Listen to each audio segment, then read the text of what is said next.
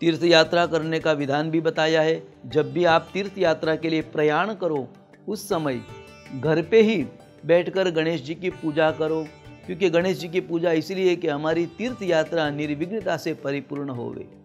इसलिए गणेश जी की पूजा करनी चाहिए, पुण्यावाचन करना चाहिए कि जो भी मैंने आज तक पुण्य किए है वो पुण्य हमारे साथ रहे और वह तीर्थ यात्रा में हमें उपयोगी बने। पुण्यावाचन क्रम करना चाहिए और बाद में प्रायश्चित करना चाहिए, देह शुद्धि करनी चाहिए। प्रायश्चित इसलिए कि जो भी हमने पाप किए हैं वो सब पाप हमारा जलना चाहिए। इसलिए प्रायश्चित करके फिर तीर्थ यात्रा को गणेश जी का स्मरण करते हुए आरंभ करना चाहिए। और तीर्थ यात्रा में जब हम पहुँचे, तीर्थों में जाए तो वहाँ पे तीर्थों का पूजन करें, तीर्थों में दान, जप, तप और व्रत करें।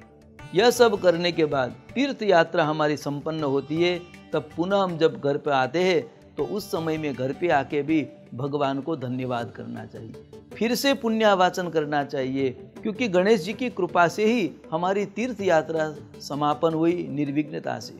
इसलिए गणेश जी की पूजा करनी चाहिए और तीर्थ में जो भी आपने पुण्य कमाए हैं वह पुण्य आपके खाते में जमा हुए, इसीलिए पुण्यावाचन करना चाहिए।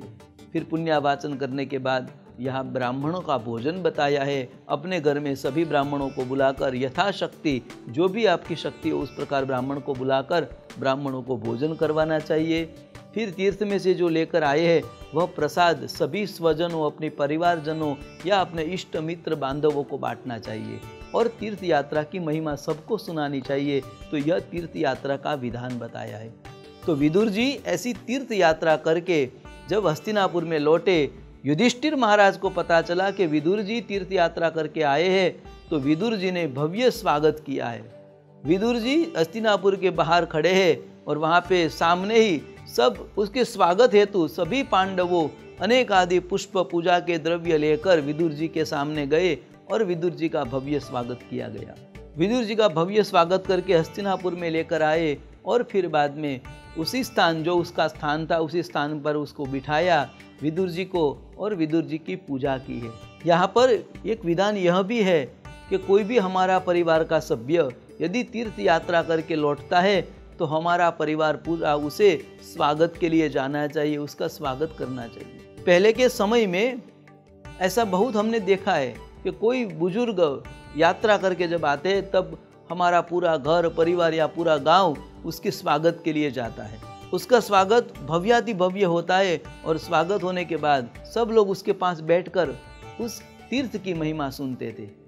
तो ऐसा ही विदुर जी का भी स्वागत हुआ, पाद प्रक्षालन हुआ और युधिष्ठिर महाराज उसके चरण के पास बैठकर सभी तीर्थों का विस्तार पूर्वक वर्णन पूछ रहे थे कि आपने कहाँ कहाँ कौन से तीर्थ में कितना समय व्यतीत किया, और हे विदुर काका आपने तीर्थ यात्रा पर गए थे, यहाँ से दुर्योधन के पास कुछ लेकर तो नहीं गए थे, तो आपकी आजीविका कैसे चली, आपका सब वहाँ पे व्यवस्था कैसे बनी थी, आपका स्वास्थ्य कैसा था, यह सब कुशलता युधिष्ठिर महाराज ने विदुर जी से पूछी। विदुर जी ने भी श्रद्धापूर्वक जो जो उसका क्रम था उसके हिसाब से सभी विस्तार पूर्वक युधिष्ठिर और सभी पांडवों को तीर्थ यात्रा की महिमा बताई। तीर्थ यात्रा में जो जो देवताओं के दर्शन किए थे वह सब देवताओं का दर्शन का विस्तार से वर्णन किया। अपना स्वास्थ्य कुशल कैसे रहा इसका भी विस्तार किया। आजीविका की जो बात हुई तो उसमें भी विदुर जी महाराज ने कहा कि बस भगवान नाम भगवान स्मरण जहाँ भी जाता था वहाँ अपने आप व्यवस्था भगवान ही कर देते थे। ऐसी व्यवस्था के हिसाब से विदुर जी महाराज की तीर्थ यात्रा समापन हुई, क्योंकि तीर्थ यात्रा में ज़्यादातर विडम्बनाएं आती है, स्वास्थ्य बिगड़ता है। यहाँ पे युधिष्ठिर महाराज ने स्वास्थ्य का कारण पूछा इसीलिए क्योंकि देखते हैं तीर्थ यात्रा में जहाँ जहाँ जाते हैं तो कहीं ना कहीं स्वास्थ्य बिगड़ने की संभावना ज़्यादा रहती है।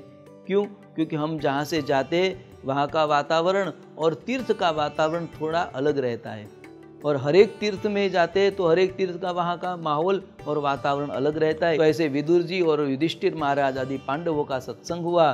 फिर बाद में विदुर जी को पता था कि भगवान स्वधाम गमन गए हैं, मैत्रेय ऋषि के द्वारा उसे पता चला था, परंतु यहाँ विदुर जी महाराज ने यह बात पांडवों को नहीं बताई, क्योंकि विदुर जी महाराज को पता था कि यदि मैं ये बात मैं बता दूंगा तो पांडव अस्वस्थ हो जाएंगे, पांडव वो शोकाग्र हो जाएंगे, इसलिए विदुर जी महाराज ने ये बात उससे नहीं बताई।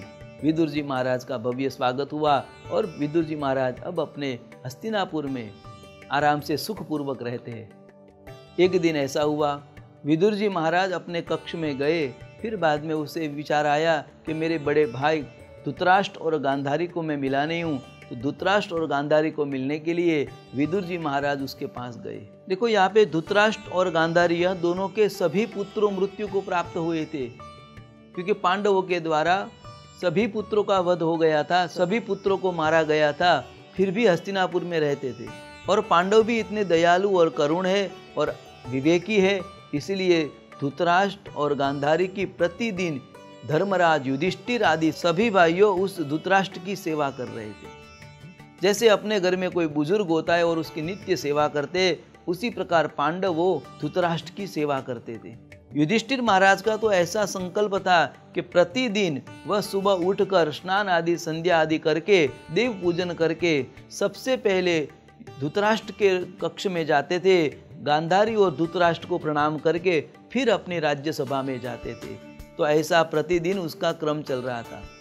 युधिष्ठिर महाराज ने भोजन की व्यवस्था भीम के माध्यम से करवाई थी। भीम को बताया था कि प्रतिदिन धृतराष्ट्र और गांधारी के लिए भोजन आप लेके जाना है।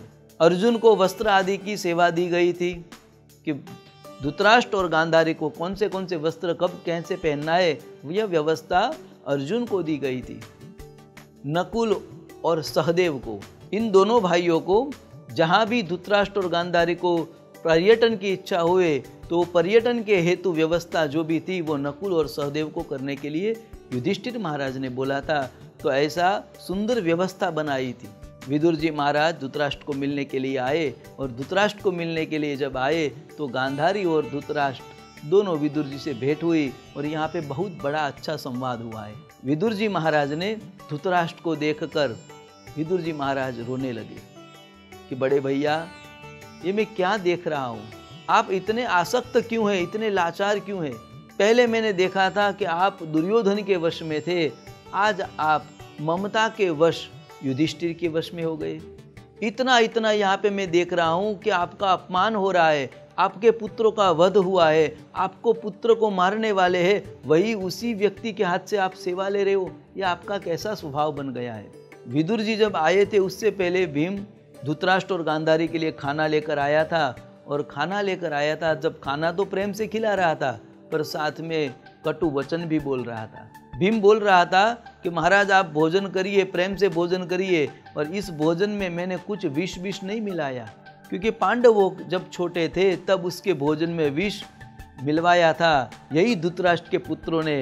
तो इसलिए भीम बार बार कटु वचन बोलता था कि हमने यहाँ पे विष नहीं रखा है इस भोजन में, इसलिए आप प्रेम से श्रद्धा पूर्वक इस भोजन करिए। हमने यहाँ पे कहीं लाक्षा भवन भी नहीं बनाया है कि जहाँ पे आपको जला सके, ऐसा चिंता मत करो, आराम से सुखपूर्वक।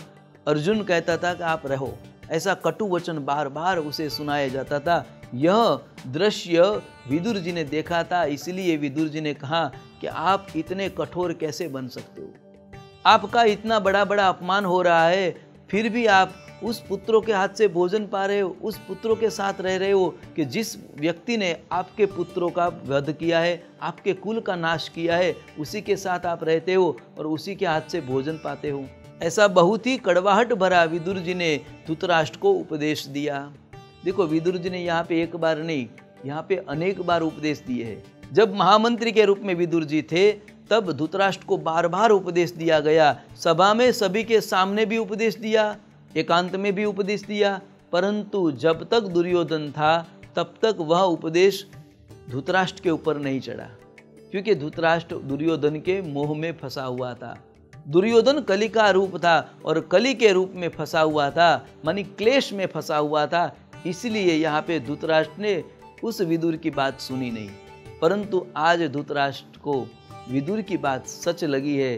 धृतराष्ट्र और गांधारी ने कहा हम करें तो क्या करें, हमारे पास और कोई रास्ता नहीं है, हमारे पास और कोई रास्ता, करे तो क्या करे, हम अंध है, हम दोनों पति पत्नी अंध है, इसलिए हम जाए तो कहाँ जाए। विदुर जी ने कहा, यदि आप छोड़ना चाहते हो तो चलो मैं आपकी लाठी बनता हूँ, मैं आपके साथ चलता हूँ, आप मेरे साथ तीर्थ गमन करिए। मैं आपकी लाठी बनता हूँ, आप मेरे साथ चलिए, मैं आपको तीर्थ यात्रा पर लेकर जाता हूँ और तीर्थ यात्रा पे जाने के लिए आप मेरे साथ आइए। धृतराष्ट्र ने कहा कि नहीं भाई, मैं तो जाने के लिए तैयार हूँ, परंतु युधिष्ठिर मुझे छोड़ेगा नहीं।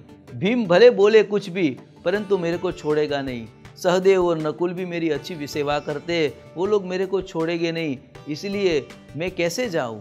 विदुर जी महाराज ने कहा कि किसी को बताना ही नहीं है, आप अपने आप ही एकांत में चले जाइए, मेरे साथ रात्रि के समय में निकल जाइए। हम और आप साथ में निकलकर रात्रि के समय में चले जाएंगे, फिर सुबह क्या हुआ किसको मालूम है। बस उसी प्रकार विदुर जी और धृतराष्ट्र, गांधारी, यह तीनों रात्रि के समय में, सभी पांडवों सो रहे थे, उस समय में विदुर जी, गांधारी और धृतराष्ट्र को लेकर तीर्थ यात्रा पर हस्तिनापुर से निकल गए और तीर्थ यात्रा करने के लिए प्रबुद्ध हुए, तीर्थ यात्रा के लिए प्रयाण किया।